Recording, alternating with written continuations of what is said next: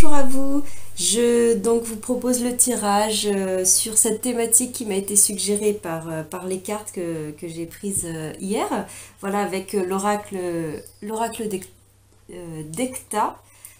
Voilà, donc du coup un tirage plutôt au vu de ces cartes-là qui va s'axer sur le cœur, donc plutôt du sentimental, en tout cas des relations affectives.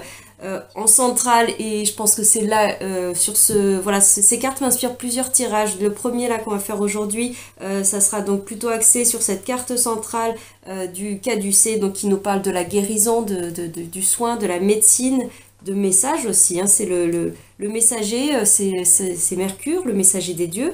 Donc je vais quand même axer justement sur les messages plutôt de guérison en lien avec le cœur, donc peut-être avec un cœur qui a besoin de guérir, de soigner certaines choses. Je vous ai dit dans l'annonce que je vous ai fait sur Facebook, justement, en vous annonçant le prochain thème de ce tirage que je n'avais pas encore du tout fait. Je vais le faire avec vous là directement. Donc cette thématique sentimentale au niveau d'amour, au niveau de guérison et également au niveau de lien. Alors là, l'intitulé exact, ce sont les chaînes. On voit là ces mains reliées, attachées. Donc bien sûr, ça peut évoquer différentes choses, hein. Être relié à une personne n'a rien forcément de négatif, hein. Il peut y avoir des choses très, très saines, très équilibrées justement. Mais après, évidemment, il y a des moments, après, voilà, l'attachement à les liens qui deviennent du coup des chaînes qui peuvent nous entraver, certes nous relier l'un à l'autre, mais du coup peut-être nous enfermer dans des choses, des situations, et donc y mettre quelque chose qui sort de ce côté sain, guéri, justement, dont nous parle cette carte centrale. Donc voilà, j'en dis pas plus, et on va donc faire ce premier tirage autour de la guérison du cœur, la guérison de votre cœur. Donc c'est un tirage intemporel. Quand vous tomberez dessus, quand vous l'écouterez, ou si vous avez besoin d'y revenir plus tard, ça sera a priori le moment où vous avez un message à recevoir, un message à entendre sur cette thématique-là. Allez, on va y aller. Et en dos de deck de l'oracle d'Ecta, on a donc on a l'ange, donc une protection, un soutien, en tout cas un soutien de votre âme, un soutien de vos guides pour cette guérison, pour votre accompagnement sur cette thématique sentimentale. Alors on y va tout de suite. Le blocage, ce qui vous empêche d'avancer, ce qui certainement vous entrave sur cette relation sentimentale. Alors, pour les personnes qui écoutent ce tirage, ce qui entrave, s'il vous plaît. Alors, ouf, oui, la tour. Bah, ce qui vous entrave, c'est certainement pour beaucoup, il y a la notion d'une rupture, d'un clash. Enfin, en tout cas, il y a un clash, rupture ou pas, mais il y a un coup de colère, quelque chose d'impulsif. Il y a eu peut-être une séparation, hein. Il y a un cœur brisé, là, on peut nous parler de ça. Quelque chose qui a été ébranlé, qui vous a mis à terre, voilà. Forcément, c'est pas évident, c'est pas facile. On va regarder un petit peu plus loin. Donc, ce en quoi ce blocage a affecté, ou alors c'est au-delà d'un événement, d'une situation, en termes de blocage intérieur, de blocage personnel, c'est peut-être en effet ce trop plein de colère, ou alors cette colère intériorisée, hein, qui n'est pas exprimée justement, qu'elle soit exprimée de façon un peu ébranlante, un peu dévastatrice, dans ce côté très martien, voire martial, voilà, de cette énergie impulsive, un peu feu, qui peut blesser, qui peut détruire. Voilà, cette colère, ou alors une rancœur qui n'a pas été exprimée, ou alors beaucoup de cette énergie de tour, de choses qui bouillonnent à l'intérieur de vous, enfin qui flambent même plutôt à l'image du feu, et qui ne s'expriment pas, mais du coup créent un blocage pour vous, et qui aura des incidences dans la relation, dans vos relations. Et là peut-être on va centrer sur la relation sentimentale plus particulière à laquelle vous pensez. On va donc aller voir ce que ce blocage, ce que j'avais pas terminé de formuler, donc ce que ce blocage, en quoi ce blocage a affecté vos relations votre relation dans le passé. Alors, qu'est-ce que ce blocage, les incidences de ce blocage sur votre relation dans le passé? Ce que ça a fait, ce que ça a donné. Voilà. Hop. Ouf. Bah, de toute façon, elle voulait venir puisqu'elle s'était déjà retournée avant même que je termine la phrase. Donc, le fou, le mat, et l'énergie de l'impératrice, ce que ça a donné pour vous. Alors, Là, avec le binôme, justement, pour moi, ça peut beaucoup parler. Là, on a un peu symboliquement la mère et là, l'énergie des enfants. Donc voilà, il y a peut-être une thématique, même si là, c'est axé sur sur un tirage sentimental. Donc bon, bien sûr, ça peut inclure d'autres situations que amoureuses, affectives, couple. Mais même si c'est par rapport au couple, là, la dimension que ça a pu toucher, ou alors peut-être vos réactions assez vives, notamment sur votre rôle de maman, peut-être par rapport à vos enfants. Alors, est-ce que ce sont les enfants communs ou est-ce que ce sont votre enfant, vos enfants propres? Voilà, et ce besoin peut-être de liberté, d'autonomie dans vous êtes peut-être mère célibataire, maman solo pour certaines, ou un désir d'enfant. Mais voilà, en tout cas, il y a quelque chose en lien peut-être avec votre rôle et vos fonctions, votre organisation ou l'attitude directement de vos enfants, mais du coup, vous êtes peut-être en mode protection par rapport à vos enfants, ou vous-même, c'est les tensions avec vos enfants qui ont peut-être aussi impacté le schéma relationnel, sentimental. Donc voilà, si ça peut parler pour vous.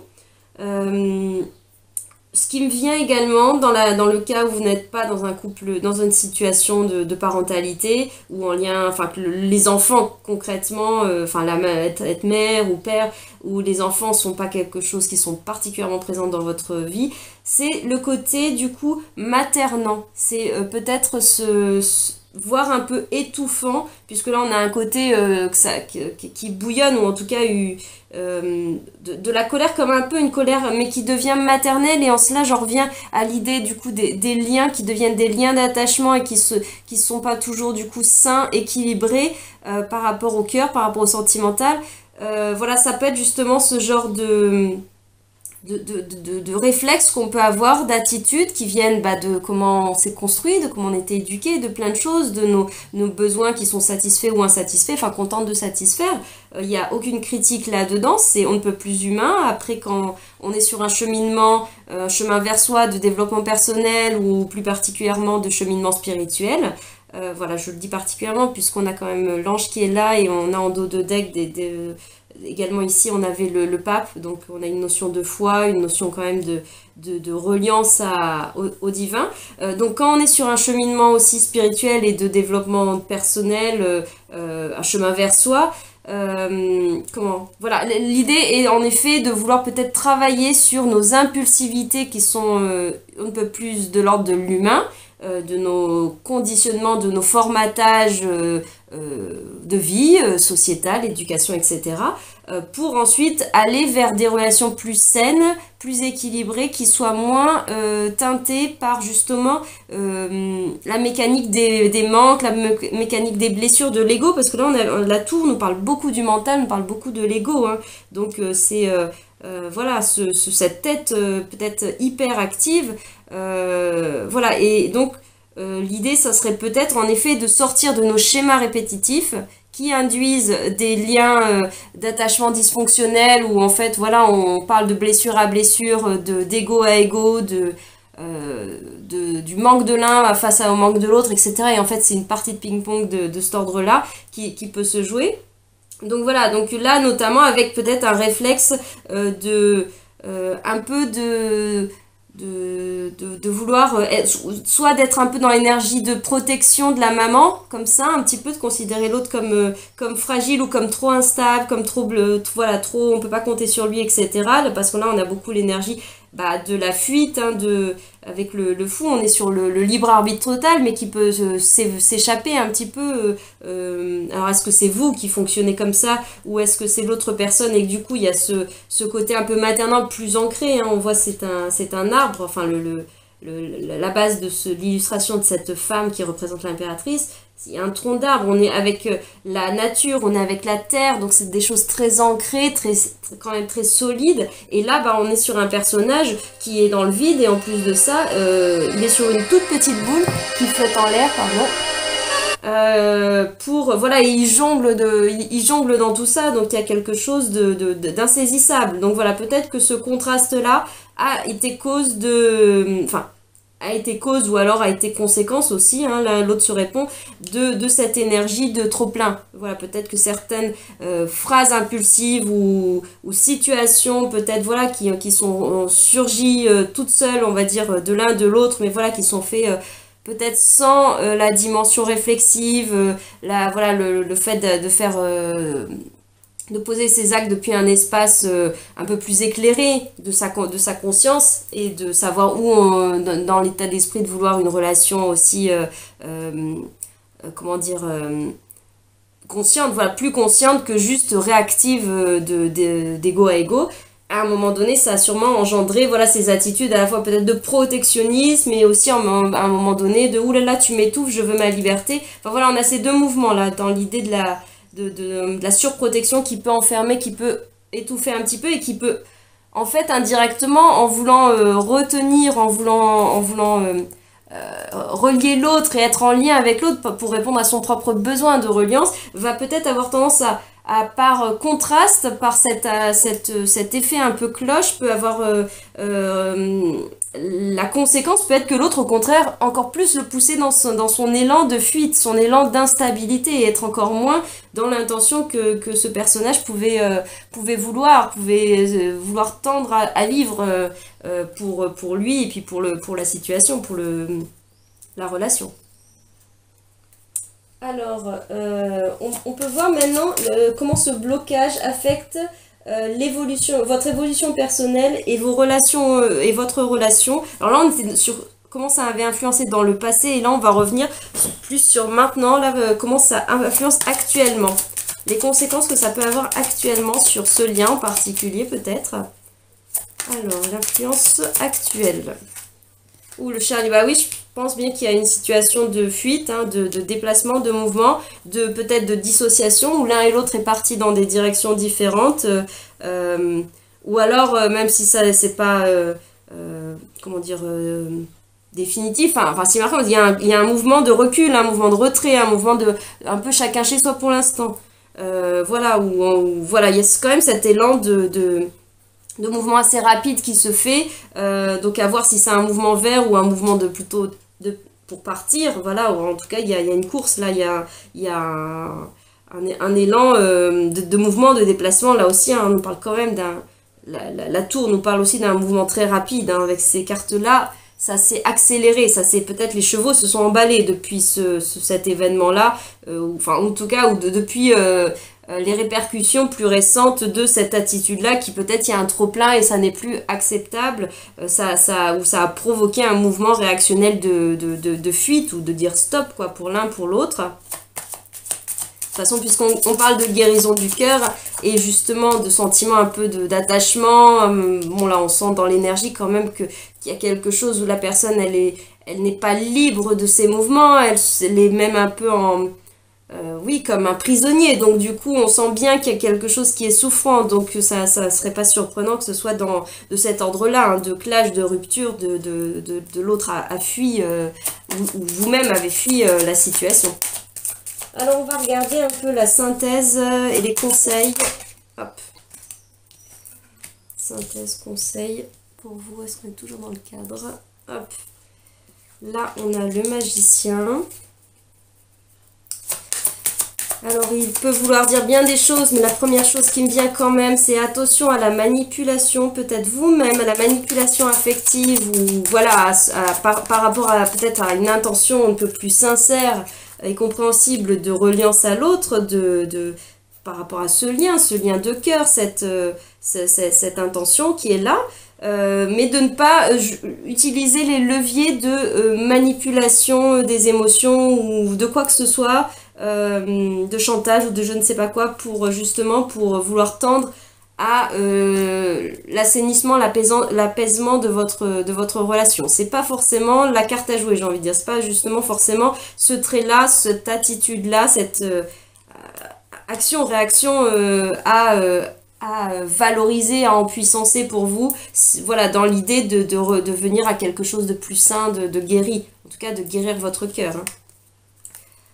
Et là, en termes de conseils, eh bien là, on a l'homme suspendu. Là, on est vraiment dans un gros contraste avec ce mouvement-là. On est dans l'idée du calme, du repos. Là, on est dans une forme d'immobilisme, mais pas un immobilisme qui peut se vivre un peu d'une façon, comme je disais, en prison, dans l'idée aussi un peu de victime, de ça m'est imposé, on m'impose les choses, je subis quelque chose. Bien sûr que dans un premier temps, je peux entendre qu'on le vive de cette façon-là, hein, c'est certain. Mais on peut aussi voir cette même situation, cette même énergie, c'est ce à quoi invite énormément le pendu, puisque le pendu invite à regarder la situation actuelle sous un autre angle, prendre du recul, prendre de la distance, prendre de la hauteur aussi, toutes ces images, pour nous inviter à voir les choses autrement, peut-être plus dans le tableau plus dans leur ensemble. Voilà, c'est pas forcément analyser, réanalyser, décortiquer tout l'historique, le passé, etc., le fonctionnement, mais c'est prendre de la distance, notamment de la distance émotionnelle avec nos propres blessures de cœur, avec nos propres le lien d'attachement qui fait qu'en fait il y a peut-être pour vous éventuellement ça vous parlera, cette notion en tout cas de dépendance affective qui fait que en fait, du coup, c'est ça qui parle plus qu'une partie plus consciente de vous, plus un cœur sain, un cœur guéri, en tout cas au niveau énergétique, qui parlerait. Donc voilà, c'est cette invitation à lâcher prise aussi. Vraiment, beaucoup, beaucoup de lâcher prise. Là, justement, on a ce côté un petit peu moi là, je l'ai senti dans ce côté-là, un peu emprise, vouloir tenter la manipulation. Enfin, il n'y a rien de bien méchant dans cette énergie du magicien, hein, qui est aussi un apprenti, un débutant. Donc voilà, mais de pas se lancer trop ou d'arrêter ces attitudes-là si ça peut exister, ou en tout cas si ça vient de l'autre, de ne pas donner cours. Parce que aussi, même si c'est dans toute relation, dans toute situation même d'attachement, jeu relationnel, au-delà du sentimental, il y a toujours au moins deux protagonistes et on joue tous des rôles. Donc il n'y a pas que le bourreau entre guillemets qui joue un rôle de bourreau. Le bourreau peut jouer son rôle de bourreau tant il y a entre guillemets une victime en face qui va nourrir des énergies de victime. Si à un moment donné la victime décide d'arrêter d'être une victime et de ne plus jouer le rôle du bourreau, eh ben, le bourreau, il pourra tenter les mêmes actes, les mêmes actions, les mêmes tentatives un petit peu manipulatoires, affectives ou quoi que ce soit. Ça n'aura plus de prise, ça n'aura plus d'emprise sur la personne. Et du coup, il a plus d'accroche. Du coup, ça s'arrête en fait, le jeu s'arrête. Et quel que soit le rôle dans lequel vous êtes, et ça se veut aussi avec la situation un peu de syndrome du sauveur dans le triangle de Karpman, parce qu'avec l'idée de l'impératrice, on peut avoir aussi un peu ce petit syndrome. Je vous parlais du côté mère protectrice, mais ça peut se jouer aussi dans le côté syndrome de l'infirmière, de vouloir faire la psychologue de l'autre, des choses comme ça, de le prendre sous cette posture qui peut être qui vient d'un élan de cœur, de contribuer, d'aider l'autre, de guérir l'autre, de prendre soin. Évidemment, il y a plein de belles intentions en dessous, mais il y a peut-être un positionnement qui est du coup en décalage, qui n'est pas équilibré et donc harmonieux entre les deux personnes, les deux parties. Voilà, donc revenir, ce qui peut vous aider énormément, c'est évidemment retrouver du calme, faire de la méditation, des choses posées. Méditation, pas forcément, ça parle pas à tout le monde, mais posez-vous dans la nature, allez marcher, reposez-vous peut-être. Pour le coup, peut-être rester un peu seul, ça peut aussi apprendre à être seul, à être bien avec soi-même, ça peut vous aider. C'est pas forcément du coup ce qui peut vous aider j'ai envie de dire, de sortir dans le monde, d'être dans une espèce d'effervescence au-delà de la personne, de la relation, mais même d'être dans d'autres activités. Là, au contraire, c'est une invitation au calme, à une pause, et à bien vivre, à bien digérer, à apprendre à avoir ce rapport beaucoup plus doux et harmonieux dans ce temps peut-être où il y a eu fuite, où il y a dissociation, mais de le vivre comme accueillir le cadeau de la pause en fait, qui vous permet de vous faire vraiment le point et de guérir certaines choses peut-être en vous qui du coup entravaient les fonctionnements, la dynamique générale. Il y a aussi la part de l'autre bien sûr il ou elle aura certainement à guérir. S'il a envie de le faire, s'il décide de prendre en main ça, c'est là qu'on ne peut pas changer les autres, on n'a pas la main là-dessus, et c'est pas souhaitable. C'est à chacun d'avoir ce mouvement, ce déclic de conscience, ou en tout cas cette intention de se transformer, d'arrêter certaines choses, de vouloir aller vers une autre direction, un autre regard. Voilà, ça c'est vraiment la liberté de chacun. on n'a pas de prise là-dessus et donc la seule chose que nous on peut faire, c'est d'une part travailler à nos propres guérisons, nos propres, tout ce qui nous appartient en propre, dans notre attitude, notre intériorité, et aussi de lâcher prise sur la situation, de lâcher prise sur tout ce qu'on ne contrôle pas, tout ce qui par définition ne relève pas de notre propre libre arbitre. Donc tout ce qui est de l'ordre des situations extérieures, tout ce qui est de l'ordre des autres personnes. Il y a des éléments qu'on ne peut pas changer, sur lesquels on n'a pas d'influence, mais il y a beaucoup d'éléments sur lesquels on a de l'influence. Et c'est avant tout nous-mêmes. Ça, c'est quand même un levier énorme, même si là, il y a des deuils à faire, hein. Il y a beaucoup de lâcher prise aussi, on insiste avec le dos de deck. Il y a des deuils symboliques à faire, ça veut pas dire, on parle pas du deuil littéralement de la mort de quelqu'un, on parle pas forcément du deuil de la relation. Dans tous les cas, mais on parle du deuil de certains fonctionnements, on parle qu'il y a des choses à lâcher, il y a des doses, faut laisser le passé derrière, c'est beaucoup l'invitation de cette carte. C'est pas le tout de dire on veut faire un nouveau départ, écrire un nouveau chapitre, mais on reste en permanence dans des énergies de l'ancien, nos anciens fonctionnements, donc nos anciens dysfonctionnements, et notamment aussi on peut avoir dans le petit côté, j'allais dire un peu manipulateur, un peu je vais chercher le dossier, c'est on va aller rechercher le dossier du passé, et on le reclaque à la figure, on le remet sur la table, on le reclaque à la figure de l'autre, et même si c'est pas verbalisé, en nous, on est resté dans cette culpabilité. Je vous parlais des choses bouillonnantes qui n'avaient pas été exprimées, c'est peut-être ça. Peut-être si c'est pas le clash extérieur, voilà l'impulsivité qui se matérialise, il y a toutes ces choses, ces vieux dossiers en fait qui n'ont pas été digérés. Ça n'a pas été le lâcher prise n'a pas été fait, l'acceptation, et peut-être que sur certaines choses, je dis tout n'est pas, on ne peut pas tout digérer. On peut lâcher prise sur les choses, mais lâcher prise ne veut pas dire j'ai fait l'acceptation et du coup j'accepte la situation et je pardonne. Tout n'est pas forcément à mes yeux propre à être pardonné, accepté, dans le sens de dire c'est bon, j'ai digéré ça, on peut continuer à re-relationner dans cette même tonalité. Non, l'acceptation, le lâcher prise et le principe le processus de deuil et d'acceptation qu'il y a dans un deuil, le lâcher prise, c'est aussi de dire c'est stop pour moi, c'est ce qui a été et je lâche prise sur cette situation, sur cette personne pour nourrir la vision que moi j'ai, enfin la vision que j'ai de la vie et aussi les énergies que j'ai envie de nourrir, notamment dans ma sphère sentimentale, ce que j'ai envie de vivre, de goûter, de la direction de type de relation, de ce que j'ai envie de vivre, c'est plutôt ça. Donc il est clair que ça n'est plus dans cette direction-là, même s'il y a le lien d'attachement qui est très très fort, même s'il y a le cœur, hein,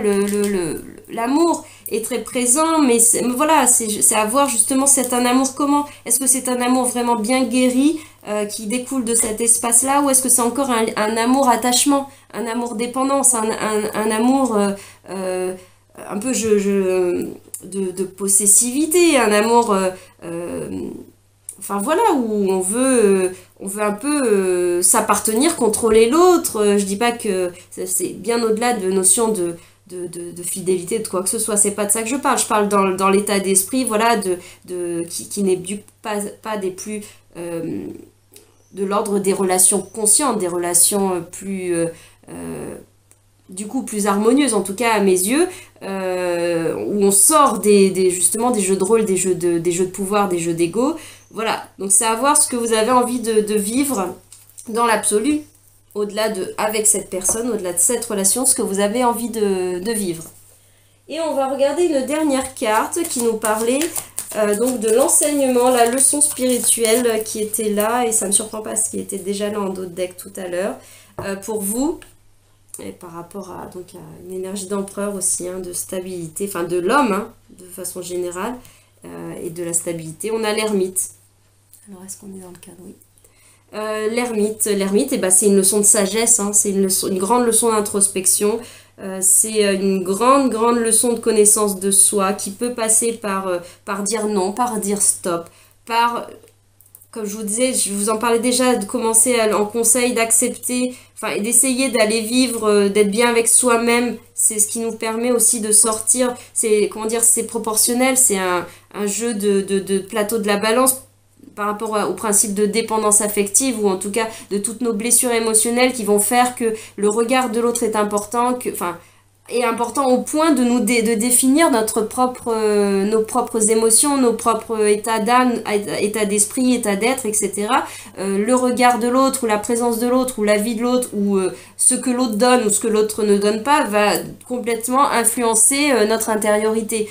Or, voilà, l'invitation, c'est lorsque on se on fait le chemin vers soi et on en vient, et là on est complètement dans la thématique de cette année 2022, on est sur la thématique de l'amoureux qui nous parle justement du relationnel, et notamment la clé, l'enseignement et de l'amour, c'est l'amour de soi, c'est d'abord de s'aimer soi-même, de se choisir en priorité, et lorsqu'on se choisit en priorité et qu'on choisit de nourrir et de prendre en charge nos besoins, notamment nos besoins affectifs, nos blessures, notre guérison. Donc du coup, c'est pas seulement observer les blessures, c'est œuvrer pour les guérir, et ça prend du temps, hein, évidemment. C'est une démarche, ça demande du courage.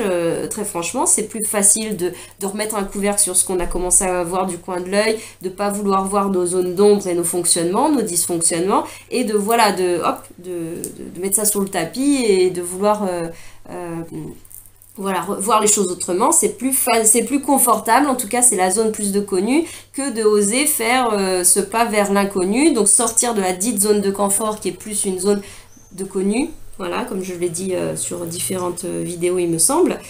Voilà, et donc c'est d'oser rentrer dans sa grotte intérieure, dans son intériorité, pour aller à la rencontre de qui on est, mais au plus près de notre partie plus essentielle, du sage à l'intérieur de nous, du cheminant, de celui qui a cheminé dans la vie. Donc cette sagesse découle aussi de son expérience, de ce qu'il a vécu dans la matière. C'est pas une connaissance intellectuelle qui vient d'ailleurs, qui vient des livres ou de quoi que ce soit, d'une transmission extérieure qui n'est pas du tout expériencée. Là, c'est une sagesse qui vient du cheminement parcouru, à l'image d'un pèlerin, je veux dire. C'est le chemin qu'il a cheminé pour aller vers la destination, qui contribue énormément à son apprentissage.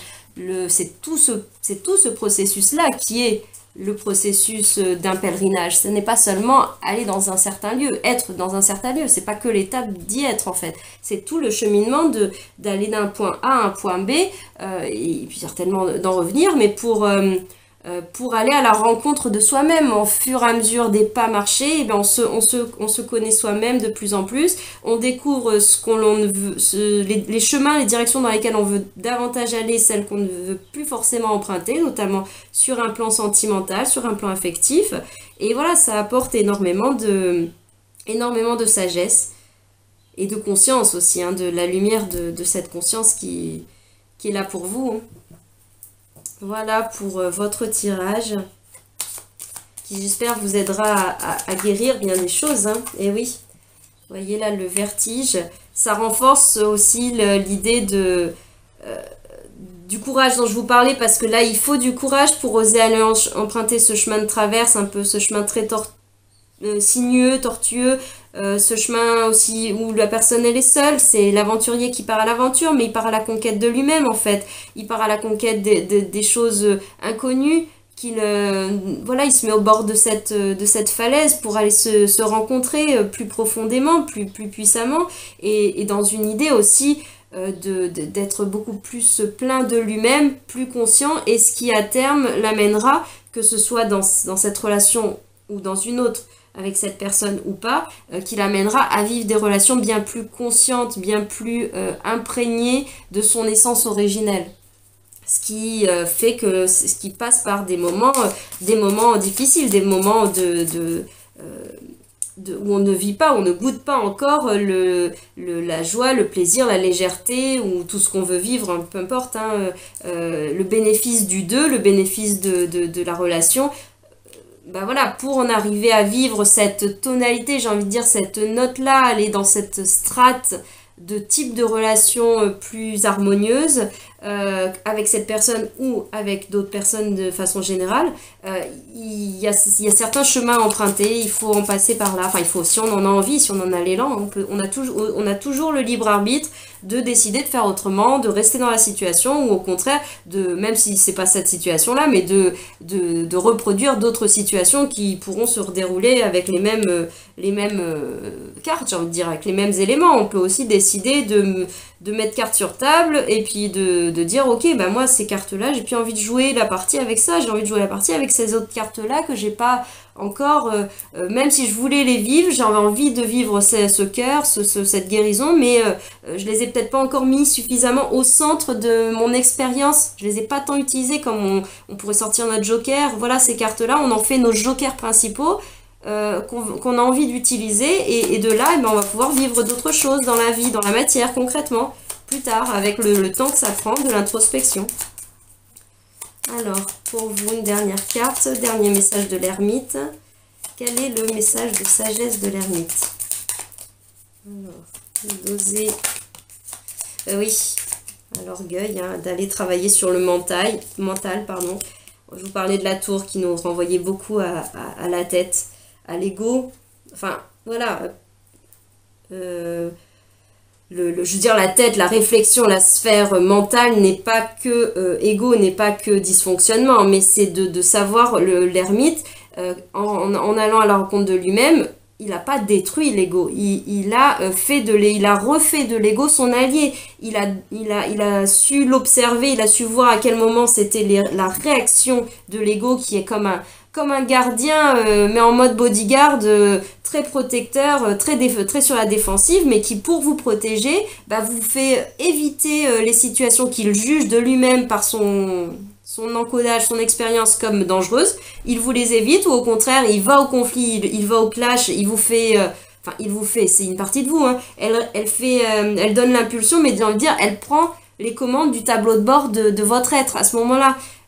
Et c'est en cela que ça peut être protecteur dans certains moments, et on en a besoin, hein, j'ai envie de dire même dans le système de lutte aux fuites primaire, hein, très animal, quand il faut se mettre en protection, ou quand il faut faire appel à de l'analyse pour analyser, observer une situation. Il peut être notre allié, mais justement il peut être notre allié en mode, nous sommes le pilote de l'avion, nous sommes le capitaine du navire, je vous parlais de ce tableau de bord, et on va l'inviter dans le cockpit pour venir lui demander son avis, sa capacité d'analyse sur la situation, pour être comme notre conseiller, comme les dirigeants ont des ministres, ont des conseillers. Voilà, on t'invite à la table de pilotage pour savoir, enfin, on t'invite, là je parle de l'ego, du mental, on peut faire appel à la capacité d'analyse pour avoir cette information-là, tout comme on va pouvoir inviter le cœur à la table, tout comme on va pouvoir inviter nos besoins, notre part blessée, etc. Enfin,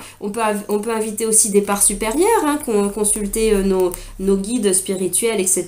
Ou voilà, peu importe, toutes ces parties-là, mais que l'ego soit remis à une place c'est une part parmi toutes ces parts, et il y en a peut-être d'autres, et ça prend des formes différentes pour chacun, peut-être. Mais voilà, que cet ego soit toujours une part de vous, mais une part, pas le pilote, pas que cette part, il arrive à nous faire croire que nous sommes tout ça en fait. Et c'est là le leurre, c'est là le voile d'illusion, c'est que nous ne sommes pas tout ce que l'on croit être pendant longtemps en fait, qui est en fait le produit de notre mental, qui était en fait l'outil, qui était un des membres de l'équipage du navire, pour être toujours dans cette métaphore, mais qui n'était pas le bateau, qui n'était pas le navire, il n'est pas l'ensemble en fait. Et ça, l'ermite, c'est vraiment là-dessus qu'il va pouvoir énormément prendre de la distance avec l'énergie aussi du pendu pour travailler, et ensuite utiliser, parce que avec l'ermite, on est aussi avec des énergies très mercuriennes, on est avec la Vierge, on parle de sagesse, donc évidemment qu'on parle d'une certaine forme de mental, une certaine forme d'intellect, on parle de ce plan-là au niveau de nos corps, on parle aussi de cette dimension-là, mais de faire appel à cette partie-là de façon alignée avec l'ensemble de notre être, et en étant capable de discerner le moment où c'est l'ego protecteur, là, le petit bodyguard qui voudrait prendre le pouvoir, prendre le contrôle, et nous écarter, enfin écarter les autres parts de la table pour dire c'est moi qui dirige parce que voilà, je prends les devants, je sais faire. Voilà, pas forcément. Des fois oui, des fois non. À vous de redevenir le maître à bord et de savoir justement gérer. Enfin, gérer n'est pas forcément le mot, mais de savoir observer, le percevoir, entendre ses besoins, parce que l'ego, notamment la dimension blessée de l'ego qui nous fait être réactionnaire, qui nous fait réagir et qui fait qu'on parle là ici de guérison et donc de blessure, eh bien il a aussi des choses à dire, il est comme une partie blessée, elle crie et elle réagit et elle se fait entendre en puissance, en force, en impulsivité, tant qu'on ne l'a pas entendu et qu'on n'a pas vu sa souffrance et qu'on n'a pas aussi été dans cette énergie. Vous voyez, cette énergie peut-être qui sur les relations d'accueil de l'énergie de l'impératrice enveloppante, protectrice, qui veut protéger ce qui est fragile, l'accueillir, l'entendre et voilà, l'envelopper d'un cocon, pas pour le couper du monde, mais pour lui faire cette bulle de protection où il va pouvoir se déposer, déposer tout son fragile, tous ses manques, tous ses besoins, toutes ses peurs, où il peut déposer cela pour ensuite se sentir apaisé, libéré d'avoir déposé tout ça et comme nourri dans cette énergie bienfaitrice de la terre, de la mer symboliquement, dans l'énergie, je parle pas forcément de personnes physiques, mais voilà, et un peu ressourcé par ces énergies-là bienveillantes qui font qu'ensuite on peut avec d'autres parts de nous qui sont un peu plus adultes, un peu plus sages, un peu plus le père en nous, la mère en nous, venir prendre en charge la partie blessée de l'ego, du mental, notamment ça peut venir être aussi un peu l'enfant intérieur, et une fois qu'on l'accompagne, qu'on le guérit, qu'on entend tout ce qu'il a à dire et qu'on fait ce qu'il faut pour apaiser ces choses-là, bah, en principe, le mental, l'ego, une fois que ces choses ont été apprivoisées, pacifiées, les pansements, tout ce qu'il faut mis pour les guérisons profondes faites pour le guérir, eh bien, il n'a plus de raison de vouloir prendre le pouvoir, de vouloir prendre l'ascendant et d'être dans des schémas bodyguard réactionnels, pousse-toi de là, c'est moi qui pilote. Il a plus de raison de faire ça. Si en plus de ça, il sent qu'il y a un adulte bienveillant intérieurement, là je parle d'image, qu'en vous, il y a ce sage intérieur qui a voilà, plus de visibilité, plus de clarté sur la situation globale et qui reprend vraiment les rênes. Et lui, il sait qu'on peut l'appeler au moment opportun, mais pas forcément...